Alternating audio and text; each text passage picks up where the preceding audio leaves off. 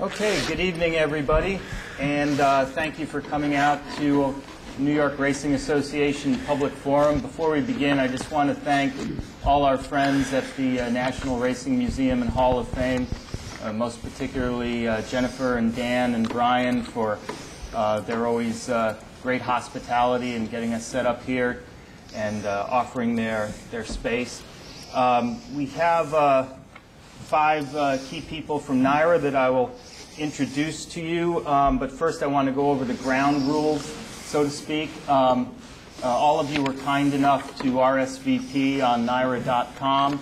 We thank you for doing that, and on the RSVP there was a place there where you could submit your questions, and the way we'll do it once we get rolling is to go through all of those questions. I have them here. They have not been edited, so the way you ask them is the way they will be presented. I did take the liberty of sort of grouping them by topic so we're not hopscotching all over the place, but other than that one touch, we'll have them as you offered them to us. Of course, I'm certain that there might be some either follow-up questions or questions on different topics that you might have.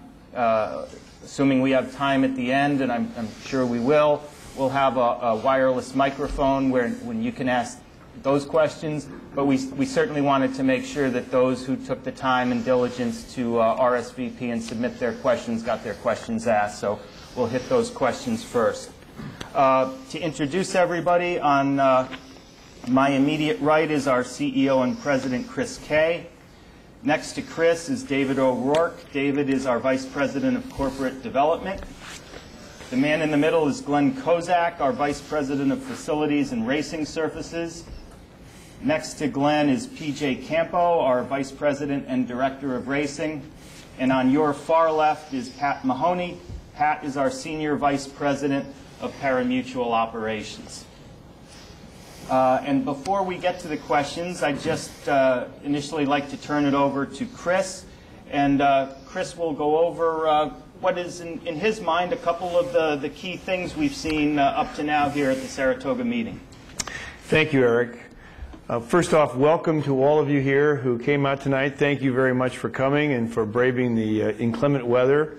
We have been blessed with some incredibly great weather. I mean, the first time I saw it rain was on a Tuesday. I said, oh, the Lord is with us. And certainly we had fantastic weather over this last weekend for the Travers. This has been a very special time for me. I was in this very room on my first full day answering the questions of a number of people from this community, and they were extremely well-articulated questions. They were great. And I look forward to doing so again tonight. In the interim, we've had an incredible Saratoga 150 celebration, and it's due in very large part to a group of your friends and neighbors and maybe some of the people sitting here with you, and that is the Saratoga 150 Committee. Is there anyone from the Saratoga 150 Committee here today? If so, could you please stand? I think we all owe them a big round of applause. This group has been working for at least the last 2.5 years to plan a wide variety of events, and these events were not free. They helped raise a significant sum of money to make this one of the most memorable meets ever. Let me just go over a few of the things that have been done. The Hoof Prince Walk of Fame was created. I hope you have a chance to visit that. That was something that was inspired by the Saratoga 150 Committee, and I know that John Hendrickson has played a significant role in that. Along the same lines, we have a Saratoga 150 horse. I hope you've seen it. There are actually a couple of them in our entrances, and they have chronicled all of the incredible events of the last 150 years. And you can see, starting with the old-fashioned 1863 to the digital 2013, really, really something special. Mary Lou Whitney and John Hendrickson have also created something that I think I've never seen before, and it has been so much fun. And that is to provide $15,000 on 5 separate Saturdays to a lucky contestant to put it all down for the win in our signature race. And we have had 2 winners. And so it's been great. In fact, one of those two winners is from Saratoga Springs. On the August 3rd, 2013, which was the actual date 150 years ago when the first horse race occurred, that Saturday we celebrated it with a huge cake. I think if those of you who may have seen it, it was almost 300 pounds in weight. And it was a great day. It was also the Grade 1 Whitney handicap that day. And just a fantastic event all the way around. The cake that we had out there was designed by Buddy Valastro, the star of the television series Cake Boss. And the cake itself was the dessert for the people in the backstretch. You know, the backstretch appreciation program is also run by Mary Lou and John, and they do a fantastic job there. I don't know if it was 30,000 or 40,000 people were along the streets for the Floral Fete, which was a fantastic Friday evening culminating with an ice cream social at Congress Park, and it was a wonderful night. Another wonderful night was the orchestral support provided by Charles Waite. He and his wife hired one of America's finest composers to create a piece that would be celebrating 150 years of the Saratoga Racecourse history. For those of you that were there, it was three very distinctly different pieces. The second of which I thought was just gorgeous. It was a salute to the springs that drew everybody here to Saratoga for so many years.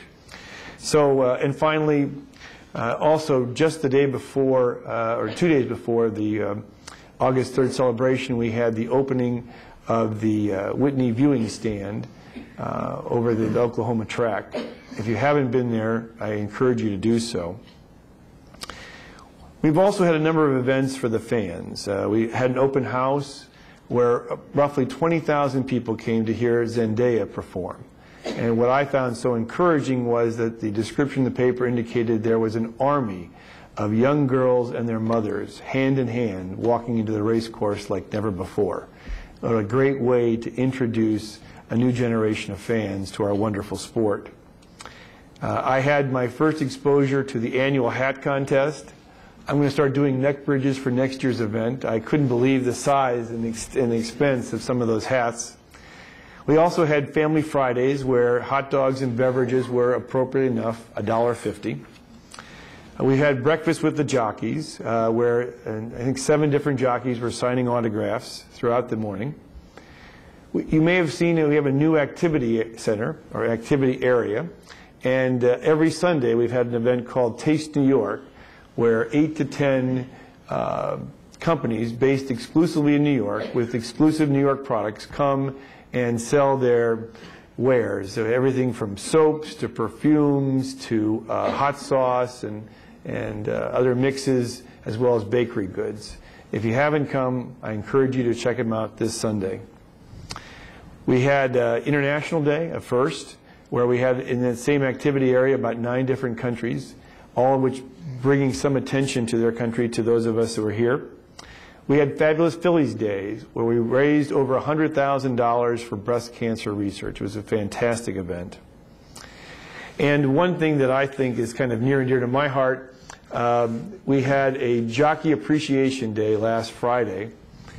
At that time, we unveiled a plaque, which is now in the Jocks Room, that celebrates the accomplishments of the 3 most successful jockeys in the history of Saratoga: Johnny Velazquez, Jerry Bailey, and Angel Cordero Jr. It was a wonderful event. In addition to having plaques, we also gave them distinctively red, as in Saratoga red, blazers. In addition to paying tribute to those 3 great jockeys, we also paid tribute to another great jockey and a great individual, Ramon Dominguez. On Thursday night, we had an event at the rail, which was raising money for 3 charities where he was recognized. And then on Sunday, I saw my first standing ovation. It was a wonderful moment. As after the 4th race, we paid tribute to he and his family, and it was great. So that gives you just a bit of the idea of what has happened this year as far as the events that have occurred. I hope you've been able to enjoy some or all of them. I know I have. Hopefully, no matter what day you came to the racetrack, and whether we had one of these events or not, you detected a different buzz in the building, a different attitude. We've tried to make a real effort to enhance your experience as our guest at the Saratoga Racecourse. And frankly, we have a lot of people who are inherently friendly and helpful, and we've just let them release all those positive energies and vibes to help make your day as good as it can be. Along the same lines, you see us all wearing name tags. The purpose of those name tags is for you to feel more comfortable approaching us. And you see our name, and you can engage us in conversation and ask for help or give us your opinions or your comments, and we welcome them all, just as we're going to receive some of your questions, I'm sure, and comments in this session. So I've probably taken more time than you wanted me to speak, but I thought it would be helpful for you to know some of the things we've done and the reasons why we're doing them. But the key to our event, our meet, is our racing, and our racing this year, I think, has been fantastic. We've had some photo finishes, we've had some incredible come-from-behind races, and as a fan, I'm just thrilled. But you deserve to hear more than just the words of a fan, so I'd like to turn the microphone over to PJ Campo to give you a brief summary of how we've done during this meet. Thank you.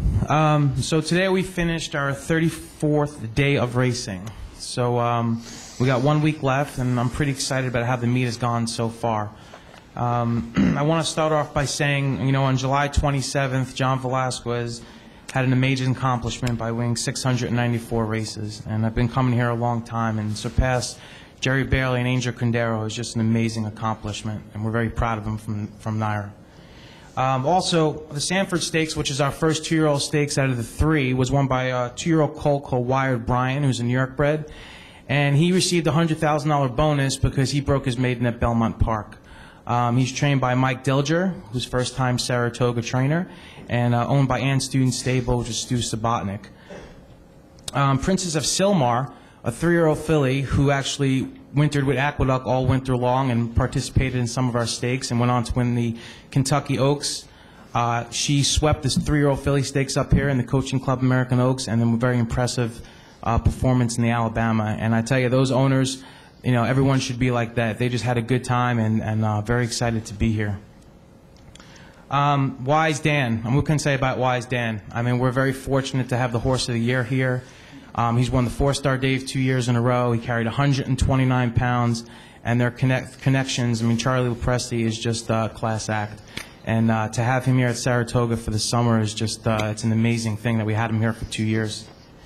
Dance to Bristol, she kind of flies under the radar. She's from West Virginia area. She swept our filly and mare sprint races in the Honorable Miss and the Ballerina. The Ballerina was an amazing finish with her and Book Review on Friday, the day before the Travers, in a full field. And she's won 6-7 in a row, if I can remember correctly. Laughing, a filly and mare on the turf, another one who swept the Diana, which is a grade 1, and on Travers Day she won the Boston Spa by a head. And again, the filly's gotten better and better and participate in Saratoga in 2 of our graded stakes. And then over the weekend, obviously, the culmination of the Travers with a duel at the wire with Will Take Charge of Hall of Famer D. Wayne Lucas and Marino with Eric Guillot, a character himself in Saratoga.